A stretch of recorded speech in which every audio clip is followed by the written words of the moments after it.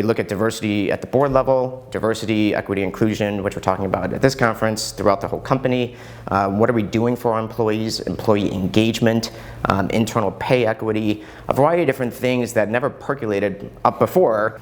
Joining me today is Jeremy Banoff, Vice Chairman, Ferguson Partners Consulting. Here at REITworks, you discussed the recent release of Nareit's Compensation Survey, which you helped produce.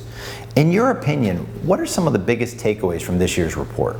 Well, it's a tough question. There's over 450 pages in the report, but I would tell you the two hottest topics that everyone's been trying to figure out is number one, salaries. In light of all the inflation, what did people end up doing? And also with the great resignation and a lot of people losing employees is turnover, and where is that occurring most? So some tidbits for you, for example, the salaries for the first time since the financial crisis, salaries have been not just above 3%, not just above 4%, but the average and median was 5 and 5.8%, which is actually higher than what got reported by World at Work, which is a pretty authoritative piece for our salaries. And then in terms of turnover, probably not entirely surprising, but really it's occurring mostly at the junior levels and for those that have on-site management at the on-site level as well. There's been a major increase there.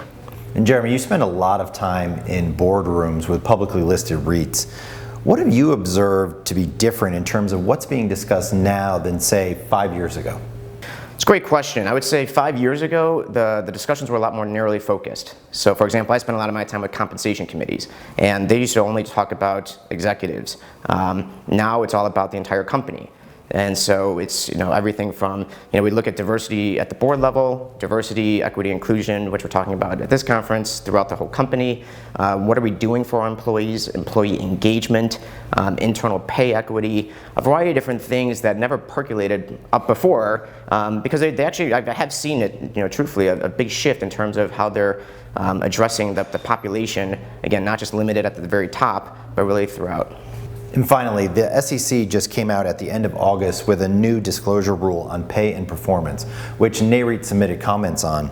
Can you tell us a little bit about this rule and what it means for REITs? Sure. So it's brand new, came out at the end of August, but it will be effective starting next year.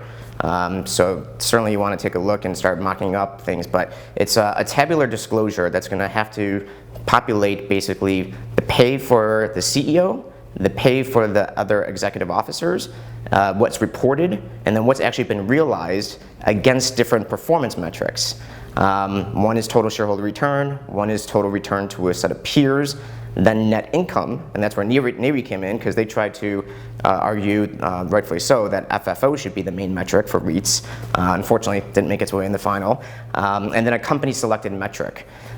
Truthfully, I'm a fan of pay for performance. I think it's great. I don't know this is the best depiction of it because it's all single numbers side by side versus a more graphical visual, but that's certainly on the horizon here.